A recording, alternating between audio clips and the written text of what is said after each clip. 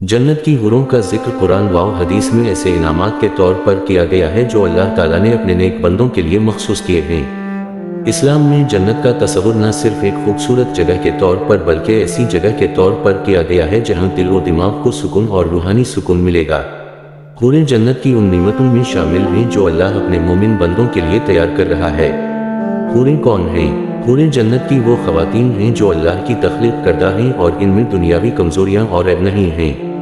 انہیں خصوصی طور پر جنت کے حسن کو مزید خوبصورت بنانے کے لیے بنایا گیا ہے۔ حوروں کی صفات میں ان کا پاکیزہ ہونا، خوبصورتی، نرم و نازک ہونا اور جنت کی خاص مخلوق ہونا شامل ہے۔ یہ وہ نعمت ہے جس کا تصور انسان کی سوچ سے ماورا ہے اور جسے دنیاوی نقطہ نظر سے سمجھنا مشکل ہے۔ جنت میں حوروں کا ذکر کیوں؟ جنت کی حوروں کا ذکر اس لیے ہے تاکہ انسان کو یہ یاد دلایا جا سکے کہ اللہ نے دنیا کے بعد ایک ایسا مقام تیار کر رکھا ہے جہاں ہر قسم کی خواہشات پوری ہوں گی اور وہاں کا ہر لمحہ انسان کے لیے راحت اور خوشی کا باعث بنے گا۔ حوروں کا ذکر ہمیں یہ یاد دلاتا ہے کہ دنیا میں رہ کر جو مشکلات اور قربانیاں ہم اٹھاتے ہیں، اللہ ان کا بہترین بدلہ ہمیں آخرت میں عطا فرمائے گا۔ حوروں کے بارے میں غلط فہمیاں۔ حوروں کے بارے میں عمومی طور پر یہ غلط فہمی پائی جاتی ہے کہ ان کا مقصد دنیاوی جسمانی خواہشات کی تکمیل کے لیے ہے۔ درحقیقت اسلام میں حوروں کا ذکر انسان کو یہ احساس دلانے کے لیے ہے کہ آخرت میں اللہ کی رضا اور انعامات انسان کی دنیاوی سوچ سے ماورا ہیں۔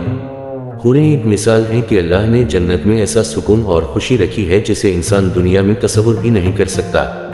حوریں اور دنیاوی تعلقات۔ یہاں یہ بات بھی سمجھنے کی ضرورت ہے کہ جنت کی نعمتیں دنیا کے تعلقات اور نظام سے بالکل مختلف ہوں گی۔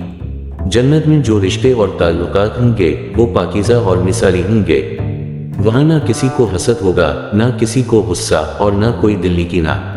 جنت میں سب کچھ اللہ کی طرف سے خالص ہوگا اور انسان کے دل و دماغ کو مکمل سکون ملے گا۔ حوریں وہاں کے مردوں کے لیے نعمت ہوں گی، جبکہ جنتی عورتوں کو بھی وہ سب کچھ ملے گا جس کی وہ خواہش رکھتی ہوں گی۔ حوروں کا تصور اور دنیاوی اعمال۔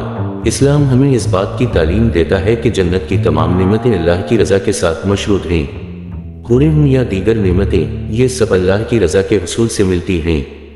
حوروں کا ذکر ہمیں یہ بتاتا ہے کہ اگر ہم دنیا میں نیک عمل کرتے ہیں تو اللہ ہمیں آخرت میں ایسی انعامات سے نوازے گا جو دنیا میں ممکن نہیں۔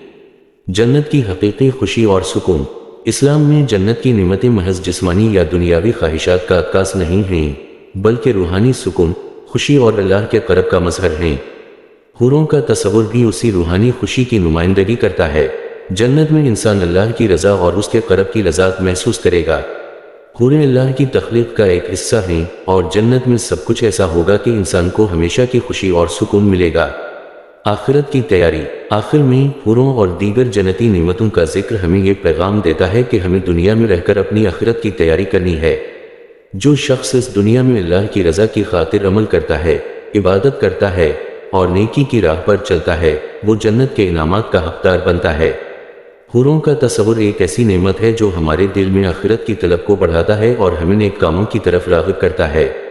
نتیجہ، حوروں کا تصور اسلام میں ایک روحانی اور مثالی انعام کے طور پر پیش کیا گیا ہے۔ جنت میں اللہ کی نعمتیں دنیا کی نعمتوں سے کہیں بڑھ کر ہیں اور حوریں اس کا ایک پہلو ہیں۔